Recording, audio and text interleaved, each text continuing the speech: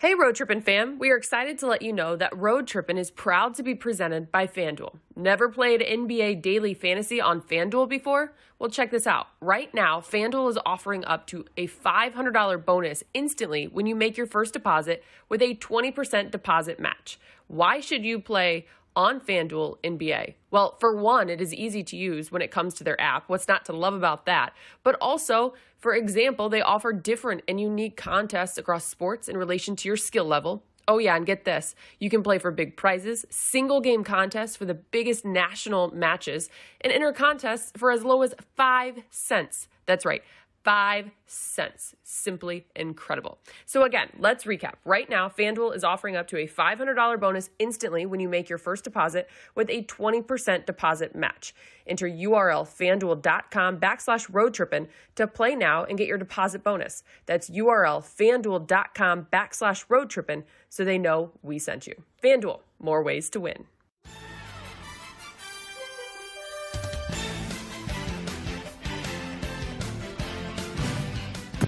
Cheers. I don't know who's drinking. If anyone's drinking, sipping. I'm always drinking. Welcome into this edition of Road Trippin'. There you go. Presented by FanDuel. I'm your host, Allie Clifton, alongside Richard Jefferson, Channing Frye. Our guest today, if you're an NBA fan, obviously you know exactly who this man is. He spent 17 seasons in the NBA. Will we see him again? We're going to find out. 7-time All-Star, champion with the Big Three, MVP with the Big Three. His name's Joe Johnson. Welcome, Joe. What's up, guys? I'm just trying to figure out how this dude was. Did you say a 7-time All-Star? Yeah. That's bullshit. That's a 7-time All-Star. What are you talking about? 7 times, Joe? Richard, let's not go there. All right, you got history, brother. So I know we got history. I know we got history, but 7 times? God. This is absurd. Ladies, wait a second. You guys have history? Will you please enlighten us? What is this history you almost punch him? That would be a great story. Rich, feel like it should have been more, huh? That's how I feel. It should have been more. I'm not going to say, coming from a person that has 0, I'm not going to say that you should have more than 7. No, listen. It may not go Joe. out, but you All-Star. What? What you talking about? Who said that? What? Who? I didn't know. I coming from a person who has 0. Who said that? I have 0. I have That's 0. what I'm saying. You're all. It may say 0, but come on, let's be real. Richard had Joe, one good year. That ain't true. Me and Joe used to have to guard each other every single time we played. So you didn't make the All-Star team. No, that was the thing.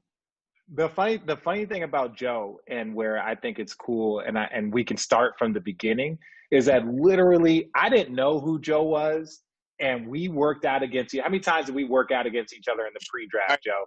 Everyone. I was like, man, are we following this dude? What is this? Also, where I see Richard, I was like, forget it. Let's go. Let's go. And it was like inadvertently. Like, first of all, I'm pure West Coast kid. He's pure from the South, the country, with the Arkansas. I'm asking questions. Yeah, it's still. They rose again. It was a short rising. It was a short rising. What did I you said say? I said the South rose again. Oh man, come on, man. Yeah. But it was fun. But it was funny because it was like I was asking Joe like questions. I'm like, what does Waddy mean? What can you explain? What does what mean? Yeah, exactly, Allie. It was a wadi. It's a type of it's a country in Africa. Wadia. No, Joe knows what I'm talking about. It was 2001, and I was like, I didn't understand all this Southern lingo and shit. And I used to just ask Joe when we would be in car services together to explain shit to me. Joe, I got a question. Joe, we're gonna have to work on your internet. You've made $900 million, and you have 7 All-Stars, and you are in Atlanta, Georgia, and we got to work on your internet. My internet is bad over there? No, I'm just giving you shit, man. Oh man, come on, bro. Joe, what happened in Phoenix that you didn't re-sign? Wow, Channing's jumping into this. Yeah, let's get right into it. Okay, because I came after him. and everyone was like, man, if Joe was here, I think I came 2 or 3 years, and they were still like, we should have never got rid of Joe Johnson. Well, what happened was it was Robert Salver's first year as a Never mind. That's it. Say no more. Right. He took over for the Colangelo. So, even though Colangelo was still around to help, orchestrate things, he just kept saying like, oh, yeah, we're going to take care of you. We're going to get you straight. And then they signed Steve Nash and Quentin Richardson. And it's like, we done spent all this money on there. Like, we can't turn around and, you know what I mean? And give you what you want. And it was like, I think they offered me like 42. And we were just trying to get them to 50. And they wouldn't go to 50. So I was like, I bank on myself then. Forget it. I just play. And here I with Nash, and that's the year Nash got MVP. That's the year Nash got his first MVP. And I averaged like 18 a game, and that's kind of how it sums up, bro. I was gone. Yeah, but Joe, I want to go back to even before Phoenix, because we joke about working out against each other. And we used to have, because we were obviously two different times. I was athletic. You had all the handle and skill. You're actually taller than me, right? Which was confusing. I was like, this dude's like 6'8". He's overall better than you, Richard. Yeah, that's what you're saying. Yeah, basically. He's better skilled. He was a better shooter. Now, neither of us could really shoot. We could both kind of shoot back then, but like he wasn't a shooter yet. No, Joe wasn't. Okay. Let's refresh. Let me finish my damn statement. You just dunked the ball, Richard. Let me finish my damn statement. Joe, you get drafted by the Celtics, and you're not really playing that much. And obviously, like that you're talented because you had already bet on yourself multiple times before you got to that spot in Phoenix. Like, what was going on in Boston? Because you guys drafted Kendrick Brown, and they drafted you over me, which, fine. I'm not upset about that. But what was it like your first couple years? Like, because we're talking to younger players here. Your first couple years not playing at all, and then ended up being a 7-time All-Star. Like, because you could say whatever you want about Phoenix not letting Joe Johnson go. Trust me, there were Boston fans that were like, "Why did we let Joe Johnson go?" Well, what happened was after the third game of the season, my rookie year, Williams get hurt. He get hurt, so Coach Jim O'Brien's his first year as head coach. He like, look, you got to start. It's against like Ray Allen. We playing the Milwaukee Bucks against Ray Allen. Big dog. They was loaded. I think Sam. Yeah. I explode. I scored like 27 points, like high efficient. And from that point on, it was like every game I'd be like at 22, 18. But I'm playing with Paul Pierce, Antoine Walker, Tony Batiste, this in their prime. Yeah. So I didn't understand that. So I started for about 15 to 20 games. And then he came to me straight and was like, look, we're going to have to sit you down and give Kendrick Brown a shot. Yo, sometimes listen, what? Check this out, though. So let me tell you, it took me about 15 years to figure this out. I had gained some value for myself, and they didn't want me to ruin that. Okay. Which is why, how I got traded to Phoenix for Tony Delk, Rodney Rogers, things like that. All those. What do you mean you had gained value for yourself? Like, wait, what? I was averaging like 15 points a game playing with them guys. He set me down when I was averaging 15 points a game. I wasn't like out here on no slouch. Like I was moving. Yeah. You were scoring? He came to me straight and was like, look, man, we're going to sit you down and give Kendrick a shot. I caught 10 straight DNPs. So basically they were planning on trading you, and they were planning on trading you guys the whole time. Once your value was at an all-time high, they set you down and it was like, let's raise his value. So they were never trying to go ahead, Allie. This was your rookie year? It was my rookie year, which it was Boston's first year in the playoffs with Paul Pierce and Antoine Walker. We was making the playoffs. They, we were pretty good that year. And they wanted to add veteran help, which is why they went and got Tony Delk and Rodney Rogers. For me, Randy Brown and Milt Palacio. I mean, what was that like for you as a young player to do what you're supposed to do, to exceed expectations, if you will, and then all of a sudden they just sit you down? It was confusing because nobody told me that. Like I told you, it took me like 10, 15 years to figure that out. like I just felt, they didn't want me. Like Boston didn't want me, and they was sending me to Phoenix for something else. That's what I felt as a young player, but I didn't know. Okay, so I never got to really see Kendrick Brown. So when obviously he was drafted, what pick were you again? If I was 10, Kendrick was 11, and you was 11. 12. Yeah, that's what I'm saying. I was like, No. Richard was 14th, by the way. I was 13th. I was 13th. It was right outside Redmanovich. It was 13th is a lottery pick. Redmanovich was 12th. Oh, the dude that tried to lie to the NBA about hurting his shoulder because he was snowboarding. Yes, that Vladimir Redmanovich. Yes. Can you guys give the top? You were 13, Rich. Yeah. And you were 10, Joe. Can you give the top 13 picks in your draft right now? Do you guys know it's them? Easy. I know Joe can do it. I think I can do it, bro. I'll help you out. Joe. It was Pau. That was the Kwame Brown was number 1. Pau Gasol was number 2. I believe Tyson Chandler or Eddie Curry was 3 and 4, right? Tyson. Or like 4 and Tyson, 5. then Eddie. Then it was Jason Richardson. Wow. Jason Richardson, who wouldn't work out. Did you work out against Jay Rich? Yeah, I found him. Look, funny story. So it was me and Jason Richardson and Gilbert Arenas and Jeff Trepanier in Golden State. We played 2-on-2 full court, and me and Jeff it was me and Jeff playing against Jason Richardson and Gilbert Arenas. We beat them playing full court 2-on-2. But man, when I tell y'all, Jason Richardson shot the piss out the ball. Oh my God! Did he?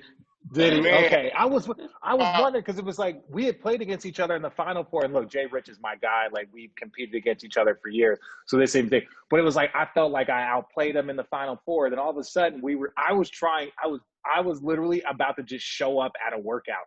I was just trying to work out against him or Shane Battier, and the only person I kept getting was you. my agent was like, look, I'm trying to get you against Jay Rich. I'm trying to get you against Shane Battier, but like they're not doing any of these workouts, or he's not working out against you. Now those guys all had the same agent too, Jay Rich and Gilbert. That probably helped.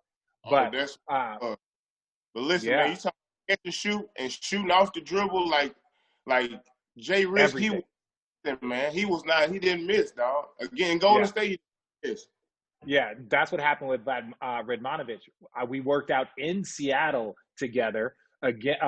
And when I tell you, this dude was 6'9", built, did not miss a shot from deep. Like I'm over here trying to do my setup, and this dude was he just had a ratchet early. And I was like, because the most humbling thing going against the draft is meeting players that are just as good, if not better than you. And it was like, yo, we were the number 1 team in the country at Arizona. Like we played in the Final Four. So you walk in with this confidence, like, yeah, whatever. But then all of a sudden I see you. I see, who was the guy from NC Charlotte? NC Charlotte. You know what I'm talking about? No. We played again. We worked out against each other in Detroit. Rodney White. Rodney Dangerfield. No, not him. He was older and white. Oh, look at this dude. Don't pay attention to him, Joe. But like Rodney White was a monster. You were a monster. Radmanovich, monster. All these dudes like popped up that I had never heard of, and I'm going in workouts like, yo, what the fuck? Who are these dudes? The shit. Right. It was fun though, man. It was fun because we just worked out every day against each other for like 2 straight weeks. Yeah, you got it, Joe. No, you got it. You got to understand, like that's like we about to make a dream really come true. You know what I mean? So it's like, all right, we got to go in here in these workouts, man. You're going to have to show that you better than this guy. All right, so let's go. That's what it was. You know what I mean? So that's how you had to approach it. And still to this day, I don't really know how they do it now, but that's how you got to approach it. Yeah. That's why my thing when people are like, oh, competition, you want to go to a college that doesn't have anybody at and you want to leave early. And you're like, don't you understand that this league is about competition? Right? It was like, look, I competed because I had like Gilbert Arenas, Luke Walton, like we were competing like at school. And then all of a sudden you get to the draft process, like I'm ready to compete. Like Joe Johnson, I don't care. I like whatever. And you looking at me like, I know, listen, I saw you playing the national championship game. I don't give a shit about you. Like you was going at me. Do you remember that workout? And Jeff Trepanier, USC guy, no disrespect. Do you remember where we started off that workout and we both dunked on him like in one-on-one? Yes. Man, I worked out for the top 10 teams. Boston was the last team. And, sitting there, watching the draft, I'm like, I only worked out for 10 teams. But when I worked out for Boston, me and Richard, man, we played one-on-one. Man, listen, man, we abusing this dude. I'm talking about boom, boom. and wait, I gotta say this because like Jeff Trepanier, like I played against him at USC. The dude could play. He look. So I know because I don't want to make it seem like we disrespect man. So like I don't want them to send his boys these clips, and then I gotta see Jeff roaming around LA. Like why you do me like that? Look, Jeff could play. He was good, but that was like the end of our workouts, and because my first workout, I kid you not, I didn't work out with anybody. I just shot, did a bunch of stuff. But my first workout was all one-on-one. No disrespect. I am not a one-on-one player. Like I developed a little bit of that, but like I was a slasher, runner, cutter. Right. So Right. I'm going against ISO Joe in my workouts in one-on-one. So it was like I got like one move, and then I'm just going to try and jump and dunk it. This dude is pat, crossover, back down, spin, jump. What But the listen, hell? I tell you, man, we had some great battles, and I still talk about all that to this day. That's why it's so vivid for me. Like I tell my friends, I break it down. So it's fun to sit here and me and you talk about this. Yeah, dog, that was damn near 20 years ago, man. That was that was crazy. I know Allie. I told Allie before, we always do a little prep before. And I'm like, look, me and Joe got a history. Me and Joe I was thinking this history though, like was, like as Channing mentioned, like you threw some blows at each other or it was more interesting. You know what I think? I think more anything like going through that process of trying to get drafted and like if I worked out for 10 teams, I probably seen dude at least 6 times, man. I was talking about me and him was going at it. I was like, dang, dude, yeah, all right. Okay, so then like, did you guys like each other? Were you like not like friends because you didn't know each other before, right?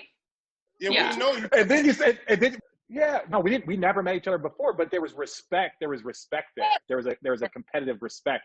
Yeah, because by the end, he knew all my moves. I knew all his moves, and we're out here trying to compete against. We're trying to impress. How does he got the worst internet? Dude, it's like I'm cutting him off. He's cutting off. Feel bad, Joe. Last time it was my internet.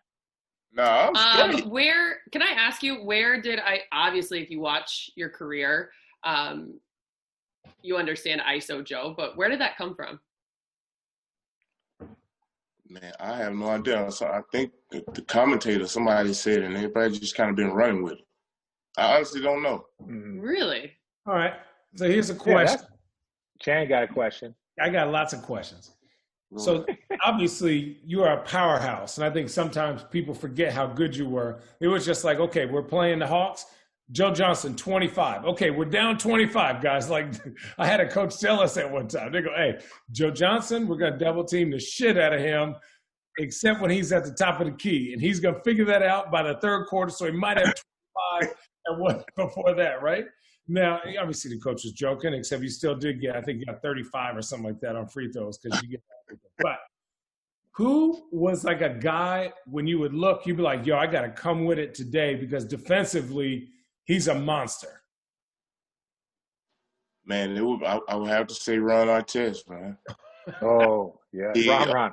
Hey, you don't know how strong this is. When he puts his arms like this, these are police barricades. And it doesn't look like a foul because his arms don't bend. But one time I tried to do just a dribble handoffs.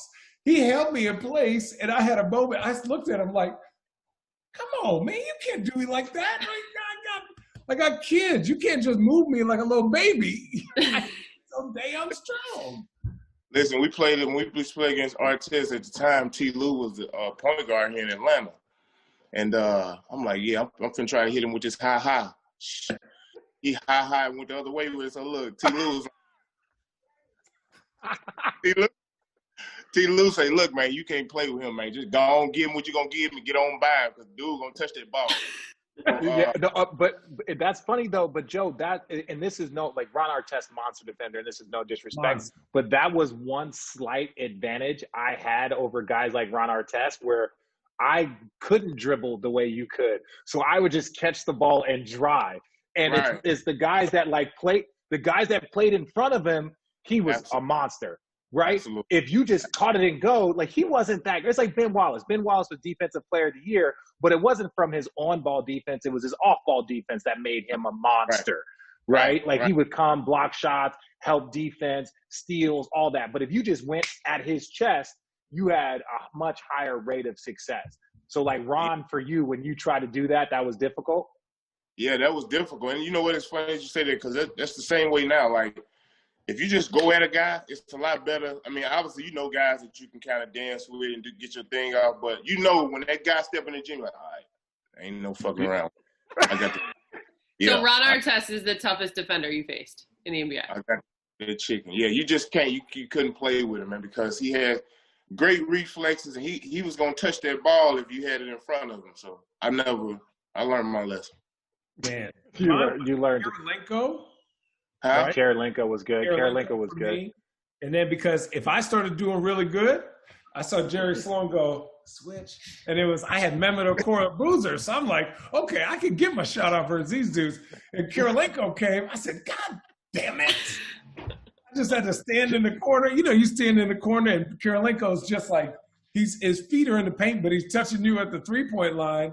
And I was like, I can't dribble, I can't pump fake. I got to catch and just like, okay, throw it back. Just whatever I got, I got. And then KG made my life hell. He's not my favorite thing in the world, but like KG. Oh, yeah. He just was so smart and active. He would call out our plays, and I was younger back then. So I was like, 25. He would call out our plays, and I'd be like, hey, coach, we got to change the play. He knows it. Joe, just stand there. Just stand there. Yeah. Joe, you mentioned T. Lue, like you had him as your point guard. I played with him towards the end of his career. Like, are you surprised by like the coaching success that you have seen? And that's part one. And two, how fucking funny is T. Lue? Oh man, I'm not surprised about the success he's having as a coach. He was a coach when he played, man. He was, yeah. I mean, I learned a lot from him when I first got here. He took me on his wing, showed me a lot, told me a lot, and I appreciate him for that. And just a great dude to be around, bro. You know, like gonna be like if you say you don't like, then you don't like yourself. You know what I mean? Yeah, that's a good dude. Man. That's a good dude. Yeah, no, he was hilarious. All right, man. I want you. We're gonna go on a little tour around the NBA, right? So, like, you 7-time All-Star.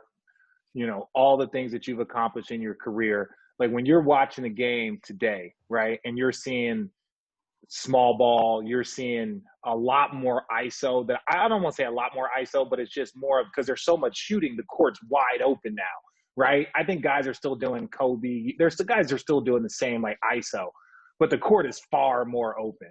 Like when you watch this now, the amount of threes and the pace of game. Like what do you see? Like who are the players that you're just like, man, that shit's impressive right now? I'm a big Dame Lillard fan. And I'm just going. Sorry. Got reasons behind it, but what he's doing is impressive, man. And especially being in the West with their team. They got a great team in Portland. A bunch of young guys. They leading the way. I like them, man. It's been impressive what Dame has been doing, especially in the bubble, man. I was geeked about that. I had a little stint to play in the bubble in the TBT, and that ain't easy, bro. That ain't easy. Mm-hmm. No, you can't go nowhere. You can't do anything, and it's like you're away from family, friends, kids, all that stuff.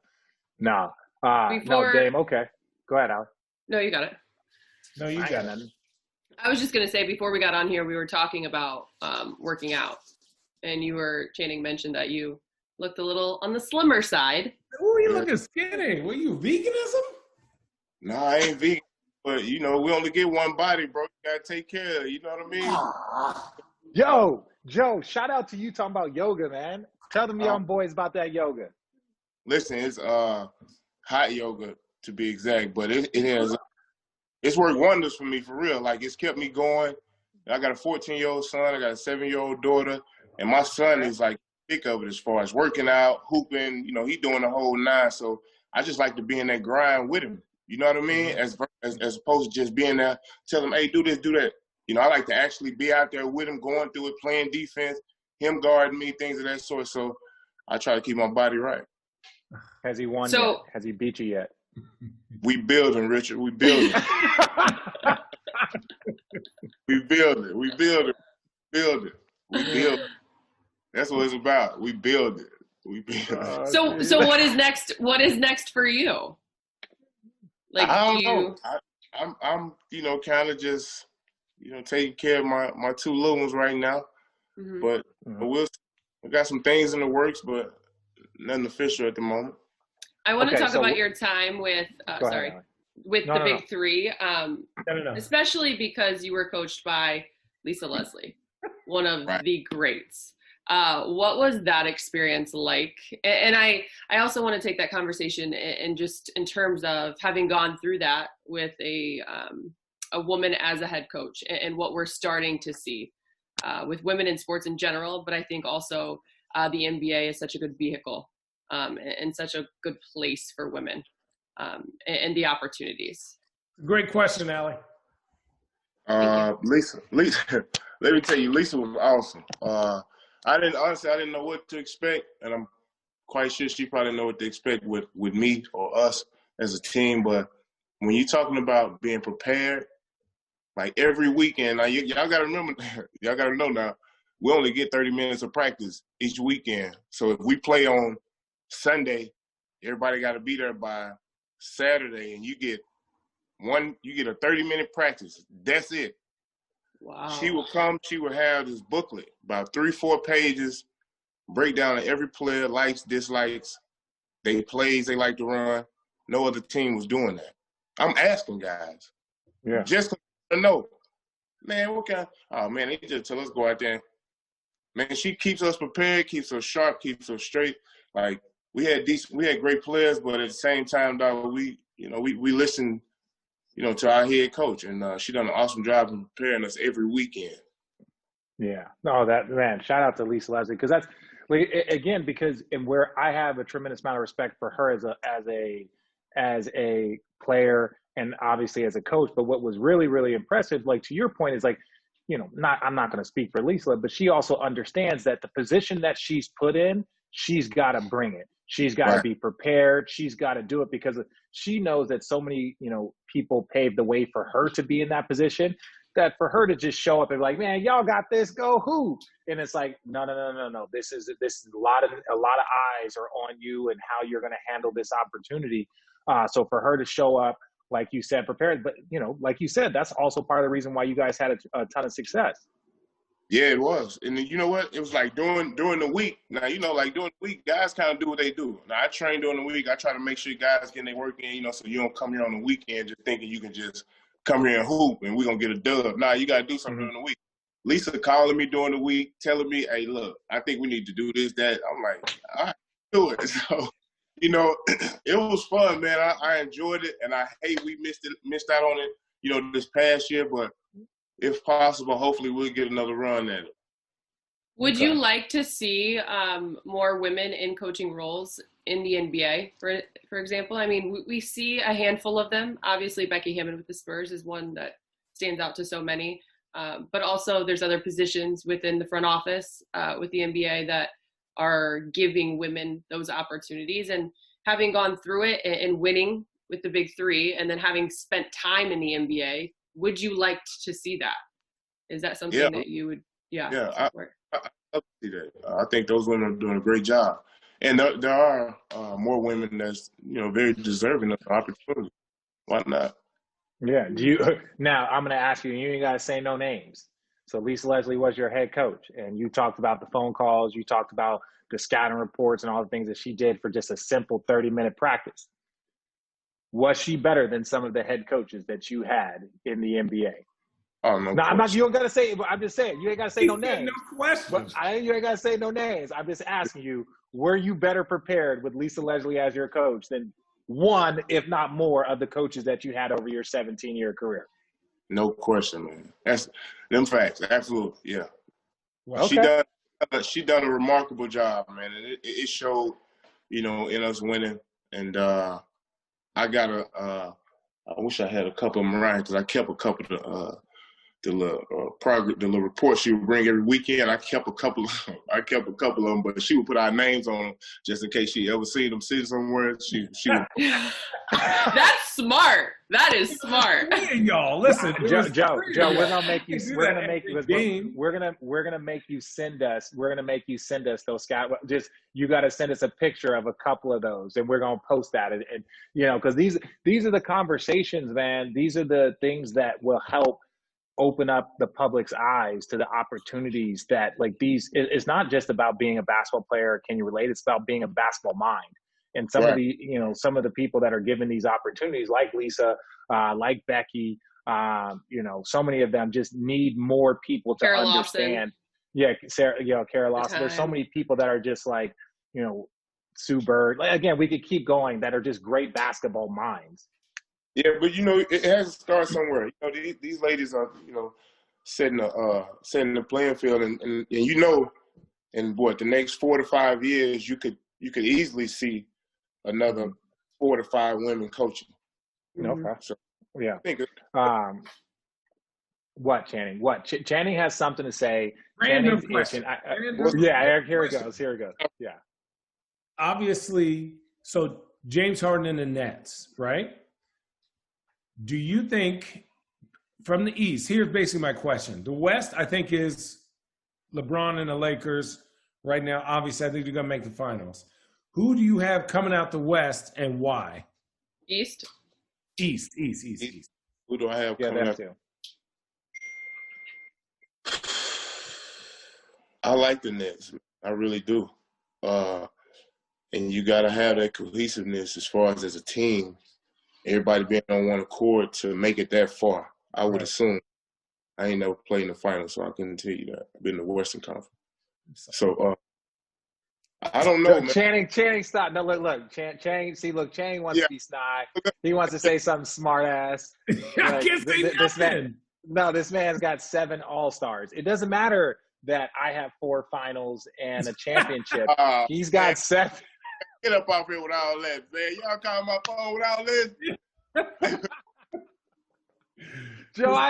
Joe, man, we started this together, man. You got some things, I got a couple things. That was it, Joe. Man, I'm happy for you. Legitimately, I was happy for you every time you made one of those All-Star games. No. Both of y'all, the first 100 million y'all made. That's crazy. Yeah. You know what? You know one part that I was a little salty at, and I have no problem being 100% honest. Because you bet on yourself and you did not sign an extension, you were a part of that salary jump. So you signed like a 5-year, $70 million deal, and you hadn't been an All-Star yet. But we came in. You and Gilbert both, because Gilbert was a 2nd-round pick. He signed, like, after his 2nd year, he signed a $60 million deal. Then you bet on yourself. You signed a 5-year, $70 million deal. And I'm sitting over here like, wait, I did all this damn work? Hey, Rich, I'm on good teams. I'm doing the work. Hey, listen, you only need one team, dog. One team. You only need one team to believe in you, bro. Just one team. Yeah, as long as it's not the team. As long as it's not the team you drafted with, then you're good. Joe, okay, so we're gonna stay with the Nets. Now I want to say this. Obviously, Brooklyn. Wait, so is that your team that you think is coming out of the East, though? Yeah, more than the Bucks or the Celtics. Those are the only 3 reasonable teams. I like. You don't like Philly? They ain't got a chance. His cousin, his own kinfolk play with Philly. I said, "What's wrong with y'all?" Tobias Harris is his about first you on cousin, TV, and he's saying they're not going to do it. I think they're Embiid, bored. put it this way. I'll say this: Embiid is playing out of his mind right now. He's playing mad, but can he do that and then still have something in the tank for the playoffs? I'm gonna be, man. I want James to go to Philly, bro. Who? You wanted James to go to Philly? Yeah, that would have been an interesting pairing to watch. But look, That's not no knock on whoever they would have had to get rid of, but I just think having him and Embiid out there together on the floor, that's too dynamic, man. A big man and a guard who can. Mm-hmm. Then it would have kept the ball in his hands a lot. Yeah. But okay, so we're gonna go. Yeah, we're gonna go back to Brooklyn. We're not done talking about Brooklyn because you had a stint in Brooklyn, a very very good stint. What happened? Because so much because that era, your era of Brooklyn, where it was you, Darren Williams, then you had Brooke Lopez, you had Paul Pierce, you had Kevin Garnett. Now, mind you, they were supposed to be on the latter part of their career, which was fine. But you and Darren and Brooke, you guys were in the prime of your career. So it was supposed to be like this mesh. You had Jason Kidd as a head coach. And look, you guys won a first round series, I think once or twice. But you guys it never really hit the way it was supposed to. And then subsequently, the next 5 years of the Nets, after all of you guys left, was terrible. You can say everyone always looked. Everyone looked at that era of giving away all of your picks to do it. It's goes down in NBA lore. What happened? Why did you guys cap out where you did? I don't know, man. Honestly, I think don't fucking lie, because I know the truth. But a lot of it has to do with sacrificing. You know what I mean? Put a team like that together, you can't. Obviously, your numbers are going to drop. For the betterment of the team. For us winning. And I'm gonna tell you what happened. We started off about 10 12 games under 500, and Darren Williams gets hurt. And Brooke goes out for the season. He messes up his ankle. Foot. All right, yeah. We're playing through Brooke, and he low post player. But you see what Brooke's doing now in Milwaukee. That's what he wanted to do then in Brooklyn, but they kept him on the block.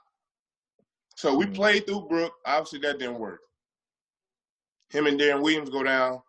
We 15 games on the 500, out the playoffs. We're on the front of Sports Illustrated looking like some fools. Okay. He didn't like that. They get hurt. We get to 500. Not only do we get to 500, then we come up to about 5 games over 500, and we get in the playoffs, and we knock off a top team. Yeah. But we never had the chemistry, bro, to continue or to be a top team or to beat the Heat. Yeah. You know what I mean?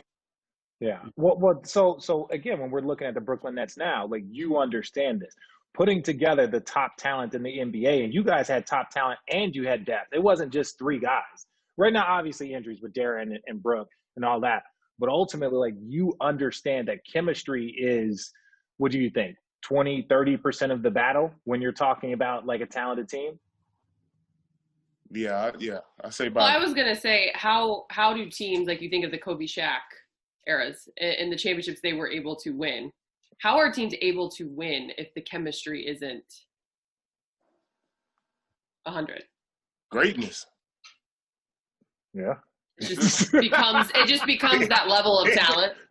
Yeah, he's hey, listen, I'm gonna break it. If you're dealing with I've had players on teams that were the 2 best guys that wouldn't like to be in the same room with each other outside the court. Right. But on the court, both of them were I want to win, you want to win, and I need you to do this, and I need to do.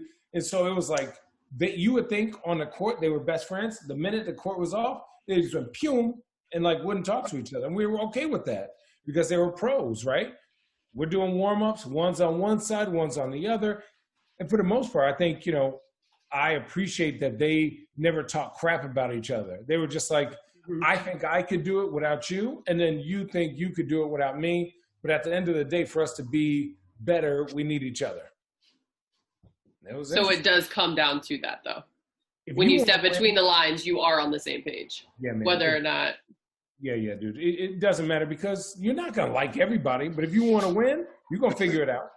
Right. You can figure it out, right? That's what the coach is for. And be honest, my thing is this. We're going to talk about the Warriors were the last super team we saw, right? If those 3 players, Kyrie, James, and Kevin Durant, if they can have similar chemistry as that Warriors team, dog, nothing's stopping them. there's just too much. Like now they need some defense. They got to work out some stuff. But if they just became the Phoenix Suns, Houston Rockets 2.0, where they just try to outscore you, they got the firepower to outscore pretty much anybody. Disgusting. The one thing I don't think anyone ever talks about, though, is James's willingness to pass the ball. Like his ability to, that's what I'm saying. His ability to score has always just overshadowed the assist game, his facilitating. Yeah. He is a underlying, I think in James's back corner that he keeps on his software of his game, he is a true point guard. Because if you notice, I think James, damn it, Richard. What? No, good. Sorry, my battery died. Keep going with your point. Can you remember it, what you were saying? You know I got bad ADD, folks. I had a coffee. So James had like 7 assists in the first half. And I said, hold on, how many points did he? I think he had like 11 or 12. And then all of a sudden he gets 30, a triple-double. Like he was feeding Christian Wood, like spoon-feeding Christian Wood the beginning of the year. And not that I don't think Christian Wood could do it himself, but it ain't going to be like that. You know, James Harden ain't going to draw a double team and then throw perfect lob passes where you don't have to dribble. I think that's what the Nets needed. When Spencer Dinwiddie went out, Spencer does a lot of things at a solid level. James Harden does a lot of things at a MVP superstar level, which is going to help. He's doing it at that MVP level because he draws so much attention, man. You know what I mean? Like, you're so scared of him coming off a pick and roll or an ISO situation that if he going off pick and roll, the big is automatically, no, I got to be up. I can't get this guy. No. You know what I mean? Yeah. So Yeah. the little pocket passes and the over-the-top passes, those are always going to be there. Mm-hmm. I got a question for you guys. Go ahead. And this is coming from a place of all respect. But how would you describe the challenge now that Steve Nash has? Why do you shake your head? Why do you shake your head? It's a catch-22. There's more pressure. You guys both play with Steve. Both play with Steve. There's more pressure on him, but at the same time, when you're working with better ingredients, the simpler the meal has to be for it to be delicious, right? And that's my analogy. Like, he doesn't have to go over a late game. It goes, hey, KD, the greatest scorer of our time, you have the ball at the end of the game. And if you get double teamed, oh yeah, pass to the guy that led the league in scoring for the last 5 years. Oh, and then if you get double teamed, go give it to Kyrie, who hit the hardest, best shot in a championship game. Give it to that guy. So, like, there are options. Oh, and Joe Harris. Like you've got options. With them guys, I love Joe Harris. I think no, I love Joe Harris playing because he's obviously a knockdown shooter. Oh. Huh? Oh, there we go. There we go. Now you got to find. Yeah. Oh, he's a knockdown shooter, but I don't know. He's athletic, man. He plays great off them dudes, man. Yes. Yeah. Mm-hmm. Yeah. And he's going to get wide open shots. He gets wide. Like, dude, I was watching the game last night, and it's like, dude, no. You will never understand the level of open shots you get. Again, it's like playing with Steve Nash. When you play with Steve, no disrespect, all you had to do was get to the spot, and you were going to get open shots. And you just had to knock them down. Now, it's not that simple, but it's pretty much when it comes to the game. Same with playing with Jason Kidd. Listen, Steve Nash helped you get paid. J. Kidd helped me get paid. We both understand the appreciation of a guard that knows how to get you the ball. Listen, when Joe Harris got that contract, I was like, wow, that's crazy. Then all of a sudden I go, you know what? It ain't that crazy. My man is out there barbecuing for 1 quarter, and then they can't double team nobody. Because I take my chances with KD, which is a horrible sentence for whoever's guarding KD. You take chances with KD? Huh? What you saying? You'll take your chances with KD? No, that's what a coach has to say because he goes, you can't double team KD anymore. If Joe Harris got 3 for 3, you're like, okay, I can't keep giving up these threes, double teaming KD. Hey, so you got to look at somebody and be like, hey, you got to take them one-on-one. And then all of a sudden you hear that click on the barbecue. Click, click, click, click, click. They start hitting you with that 7-foot crossover. This is a barbecue. Click, click, click, click, click. That's how to start. Next thing you know, oh, what is that, 50? Oh, damn. Click, click, click, click. You can't find there, bro. Yeah, you can't guard him. He's shooting 60-something%. Like I think he shot 60-something% last night or something. I'm like, man, from 3 and from 2, and you shooting 100% from the free throw line. Well, that's the thing. It's like, okay, look, if you're playing against a Kevin Durant led team, right? Your entire defense, your entire focus is on like, hey, Kevin Durant, this is how we're going to guard him. This is what we're going to do. Like the bigs, this is your responsibility. The wings, this is your responsibility. The forward, like everybody, these are your responsibilities. We're going to shift them here. We're going to do this. Kevin Durant, James Harden, and Kyrie all have had entire teams' defense focused on them, right? Now there's all 3 of them on the court. That means, like, one time I saw James Harden being guarded by Cole Anthony last night because, like, he was like, because they had the other guy chasing around Kevin Durant. You're like, hey, Cole, so James, switch to no. You got James. It's like James Harden. What do you do? But what makes it so great about all 3 of them? They all can catch and shoot. Yeah, they all don't need it all. You know what I'm saying? They like to have it, but they don't need it. They can catch and shoot. Yeah. And the problem is if you guard them on defense and they happen to get that rebound, you're going to be like, right. Don't see that quick trap at half court. Look, I got put on KD multiple times in my young career. I have never felt more vulnerable ever in my life. I'm like this. I said, where's my help? Where's my help? Yeah. I felt that vulnerable guarding him in the finals when he was going for 35. And I was just like, I don't know what I can do. I'm just going to be in front of you. Let's end this conversation with this because I know Channing loves to fill in the blank. Okay. But because we have yet to see it come to fruition because Kyrie has not returned just yet. But let me ask you guys this. Fill in the blank. If the net situation were to not work out at the end of this season, it will be because of what? Who's going first? I ain't saying nothing. No, I'm joking. Nah, y'all go ahead. If it doesn't work out, now again, I don't. Because again, we all see it on paper, and we all think that it's going to be great, right? So at the end of the day, if it doesn't end up working out, it'll be because of what? No, I think it's gonna work. Honestly, I think it's gonna work out. Yeah, it's not championship. It's not. My thing is like, it's not championship or you had a bad season. I don't believe in that. I believe that if they got to the conference finals and, you know, Milwaukee played well or Boston, because right now there are 3 superstars and the team is not really built. Like if you going into next season and they can fill in the blanks because they're literally the 18th or 22nd ranked defense. That stuff doesn't matter. But when you get imagine the Lakers, who have the number 1 ranked defense and a top 5 offense, Bron, AD, Schroeder, all of these dudes. If those dudes are loaded, you know. So I'm just saying, like, from that standpoint, like if they lose to the Lakers in their first year because this team wasn't built perfectly around them, now going into the next season, if they add defenders, they add a little bit more big help, another wing defender, another guard defender to complement the group, now that's when you start talking about like championship or bust. I think they do have, for me, I would just say injuries, right? They're already thin. They're very thin. I think halfway through, like once James gets back, Kyrie gets back, I think they're going to mess around and play KD at the 5 and just say, we'll take our chances.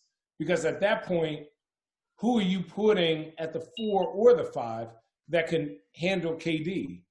And at the end of the day, there's only 1 or 2 guys that are going to post up the nets as much as and actually make the game. And that's Vooch last night was killing. And then that's Joel Embiid. Those are only 2 big men that are really going to punish you down there at the 5 position where you'd have to worry about it, right? Where you may have to double team. But I think injuries, but I have them going to the finals. And I don't expect a championship, but they have to get to the finals with this team. Okay, so conference finals. Joe, what you got? I got them getting to the finals, man. You have them coming out of these. Dude, watching them, dude, it looks scary and it looks real easy for them. Well, the look best thing about the scary. NBA is games happen and they come at you really fast. So we're about to find Yeah. out really soon because Kyrie I- is on his way back, apparently. I'm saying it because James probably feels rejuvenated. You know, he's really locked in. I think he's, you know, he hears the whispers. So Yeah.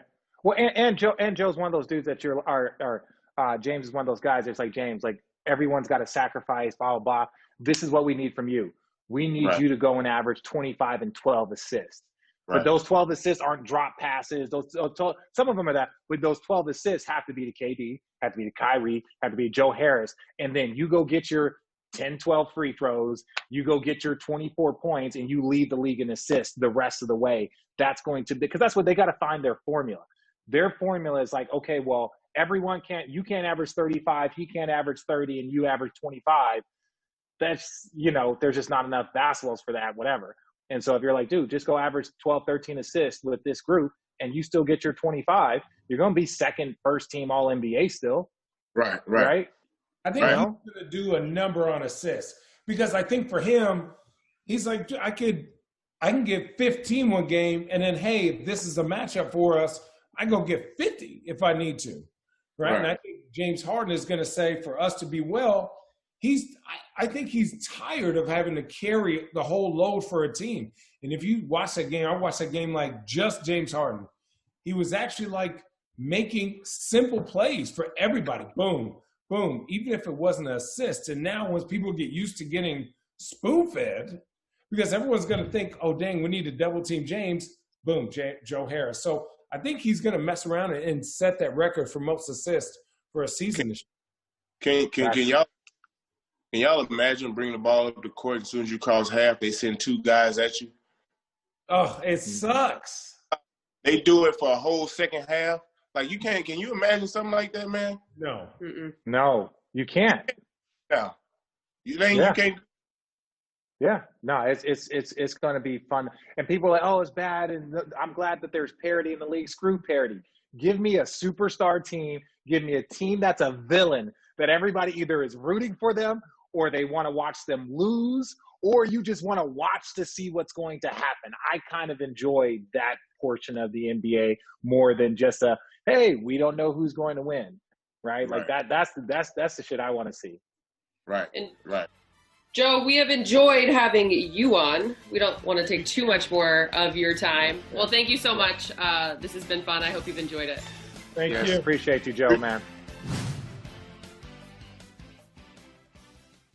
Hey, Road Trippin' fam. We are excited to let you know that Road Trippin' is proud to be presented by FanDuel. Never played NBA Daily Fantasy on FanDuel before? Well, check this out. Right now, FanDuel is offering up to a $500 bonus instantly when you make your first deposit with a 20% deposit match. Why should you play on FanDuel NBA? Well, for one, it is easy to use when it comes to their app. What's not to love about that? But also, for example, they offer different and unique contests across sports in relation to your skill level. Oh yeah, and get this. You can play for big prizes, single game contests for the biggest national matches, and enter contests for as low as 5 cents. That's right. 5 cents. Simply incredible. So again, let's recap. Right now, FanDuel is offering up to a $500 bonus instantly when you make your first deposit with a 20% deposit match. Enter URL FanDuel.com/roadtrippin to play now and get your deposit bonus. That's URL FanDuel.com/roadtrippin so they know we sent you. FanDuel, more ways to